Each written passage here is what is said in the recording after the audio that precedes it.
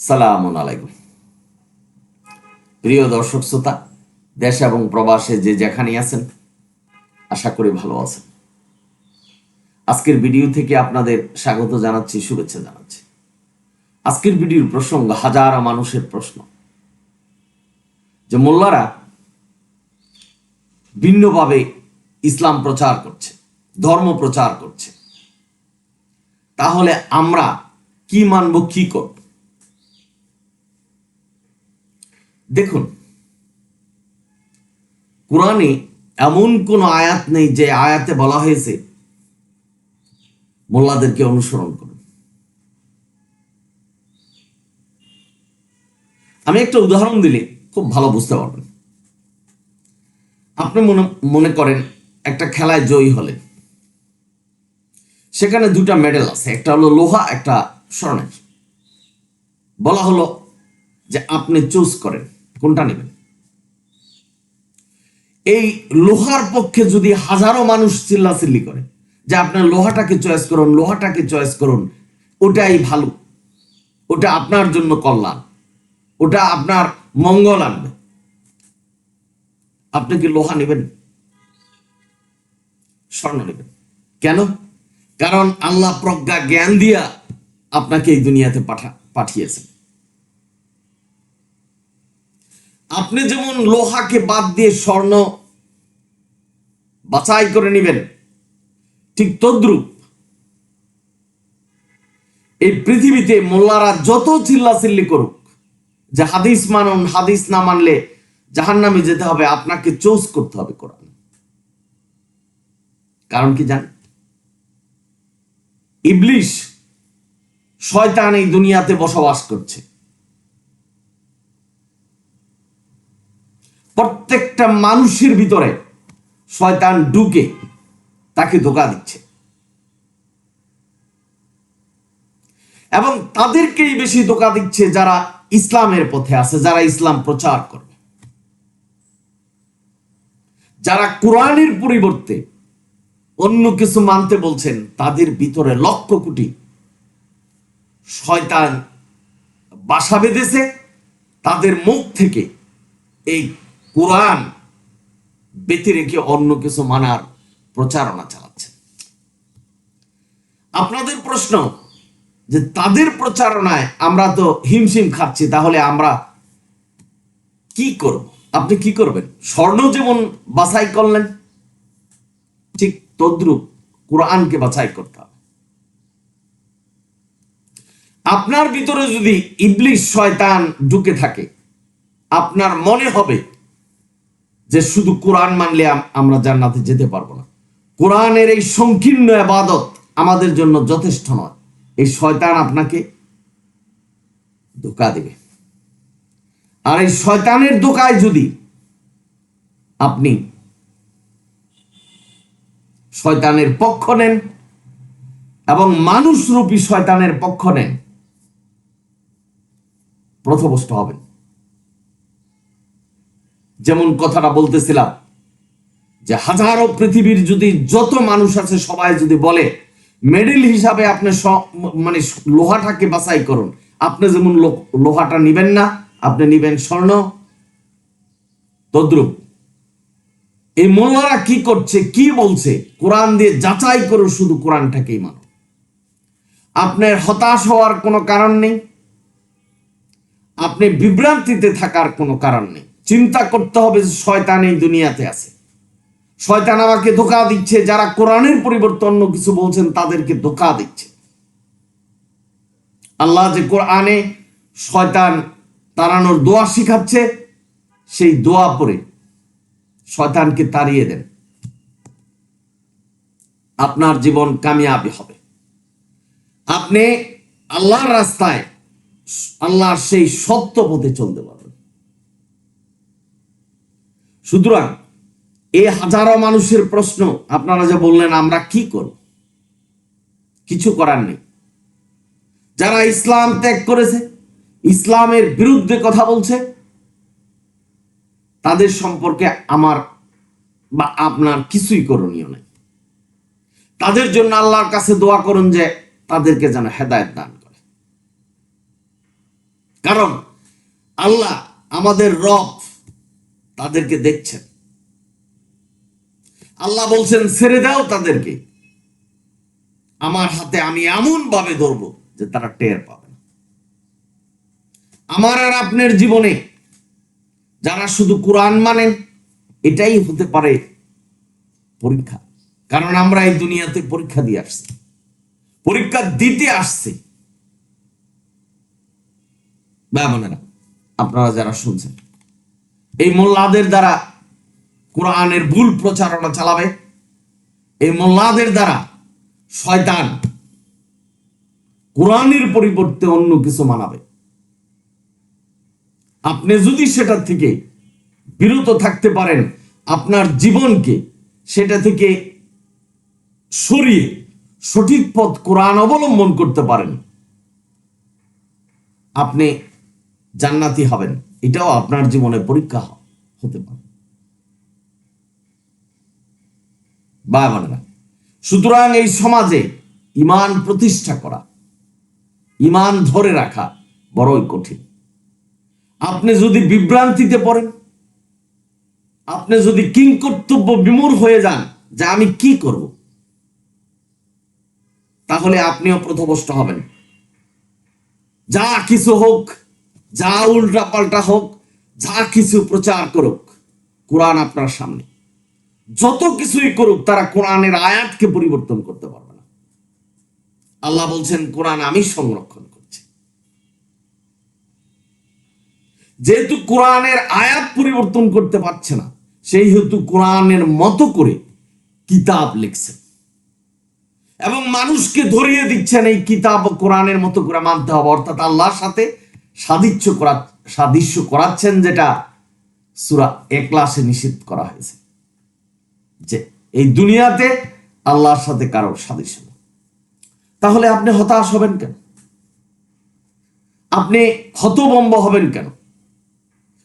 ইন্না হাযাল কোরআন, কোরআন সত্যপথ বলেছে। আপনি সত্যপথকে ধরে বসে থাকুন, এই কোরআন আপনাকে টেনে জান্নাতে নেবে।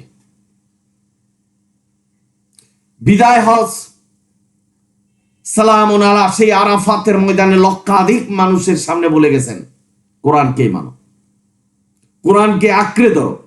আল্লাহ সূরা ইমরানের 103 নম্বর আয়াতে বলছে কোরআনকে আঁকড়ে ধরো।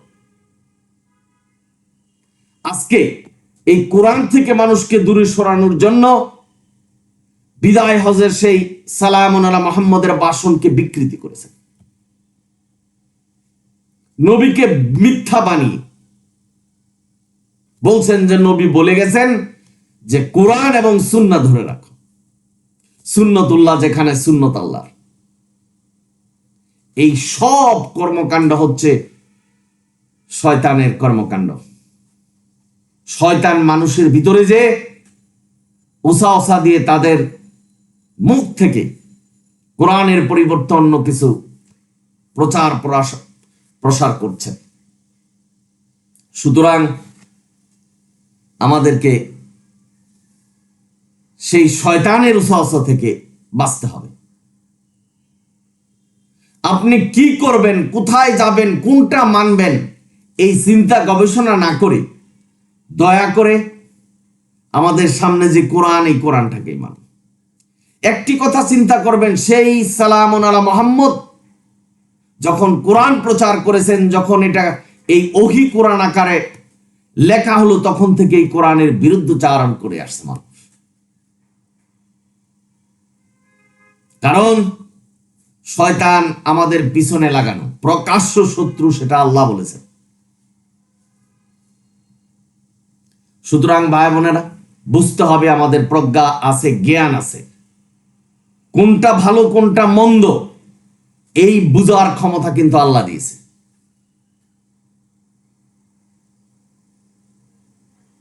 আপনি স্বর্ণের মেডেল ছেড়ে যদি লোহার মেডেল পছন্দ করেন, তাহলে বুঝতে হবে যে এটা শয়তানের কাজ, আমাকে ভুল পথে নিচ্ছে।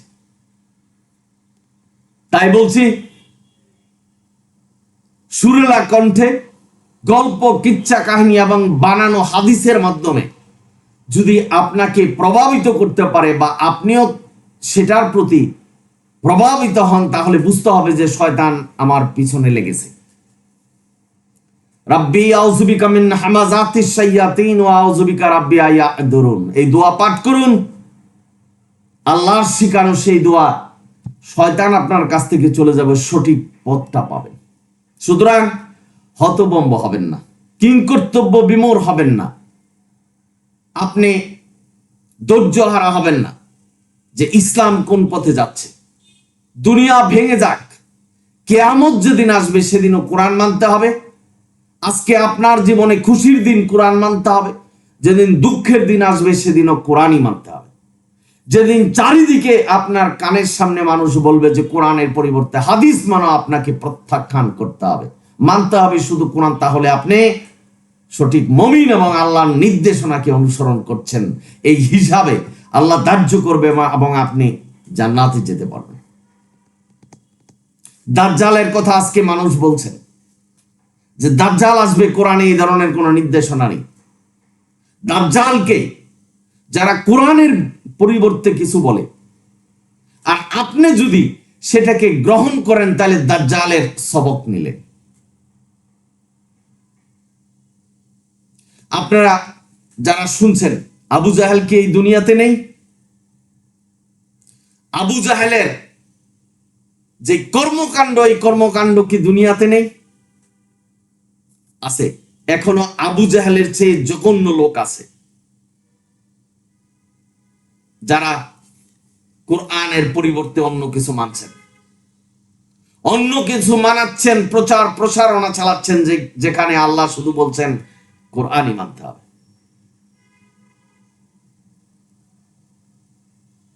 সুস্পষ্টভাবে বলছে যে কোরআনই মানতে হবে। যেখানে নবীকে বলছেন তোমার জীবন দমনী কেটে ফেলা হবে কোরআনের বাইরে চলে গেলে, সেখানে আমি আর আপনি কি? আমরা যদি কোরআনের বাইরে চলে যাই, জীবন ধমনী আমাদেরও কেটে ফেলা হবে, অর্থাৎ আল্লাহ মনোনীত করবেন জাহান্নামের জন্য। সুতরাং যাদের মনে এই প্রশ্ন, হতভম্ব হবেন না, ধৈর্যহারা হবেন না, এবং কি করবেন এটা নিয়ে চিন্তা গবেষণা করবেন না। আপনার করণীয় হবে শুধু কোরআনকে অনুসরণ করা। একদিকে দুনিয়া কিয়ামত হচ্ছে, আপনাকে কোরআন অনুসরণ করতে হবে। সারা দুনিয়ার মানুষ যদি বলে যে আপনি লোহার মেডেলকে চয়েস করুন, আপনি করবেন না, আপনার স্বর্ণের মেডেল চয়েস করবেন। ঠিক তদ্রূপ এই দুনিয়াতে কে কি করছে, কি প্রচার করছে, কিভাবে বলছেন, কোরআনের পরিবর্তে কি মানতে হবে যেভাবে বলছেন, সব কিছু ত্যাগ করুন। নিজেকে পবিত্র করুন শুধু কোরআন পাঠ করে, আল্লাহর নির্দেশনা মেনে, আল্লাহর হুকুম মেনে। কোরআনের পরিবর্তে যদি অন্য কিছু মানতে হবে, এই কল্পনা আপনার ভিতরে আসে বা আপনি চলে যান, আপনি পথভ্রষ্ট হবেন, এটাই সত্য। আমি কোন ব্যক্তি গোষ্ঠী সমাজকে হেয় প্রতিপন্ন করার জন্য এই কথা বলিনি। কোরআন যা বলেছে তাই বলি। সূরা আরাফে বলছে, হে মানব মণ্ডলী, তোমরা অনুসরণ করো যাহা রাসূলের প্রতি অবতীর্ণ হয়েছে। রাসূলের প্রতি কোরআন অবতীর্ণ হয়েছে, হাদিস অবতীর্ণ হয়। রাসূলের নামে মিথ্যা বলে যদি বলে সেটা রাসূল বলে গেছেন, কোনো প্রমাণ নেই। রাসূল সেটাই বলেছে যেটা আল্লাহ ওহী করেছেন। এই বিশ্বাসটুকু আপনাদের থাকতে হবে। এখন নবীর নামে যাই বলুক যে নবী এটা বলে গেছে যে এই কাজ করতে হবে, যেমন নবী নাকি বলে গেছেন যে ইফতার আগে আগে করো, যত আগে ইফতার করা যাবে তত সওয়াব বেশি, আর যারা পিছনে ইফতার করে তারা নাকি কাফের। অর্থাৎ আল্লাহ বলছেন যে রাত্র পর্যন্ত রোজাকে ধরে রাখো। ইফতার সম্পর্কে কোরআন কোনো কিছু বলেনি। ইফতার হলো আপনি রোজার সময় হলো রাত্র পর্যন্ত রাখলেন, তারপরে আপনার রোজা ভেঙে ফেলো, আপনার পছন্দ মতো যা কিছু খাবার আপনি খান। সুতরাং আশা করি বুঝতে পেরেছেন যে কিংকর্তব্য বিমূঢ় হবেন না। আমি আপনাদের এই কোরআনিক মেসেজ ইউটিউব চ্যানেল থেকে বলছি, মেসেজ দিচ্ছি, হতভম্ব হবেন না, ধৈর্যহারা হবেন না। মানুষ কি প্রচার করছে সেটার দিকে লক্ষ্য রাখবেন না। আপনার কিয়ামত আপনাকে ফেস করতে হবে। আপনি যেমন মায়ের গর্ভে একা জন্ম গ্রহণ করেছেন, ঠিক একা মৃত্যুবরণ করবেন।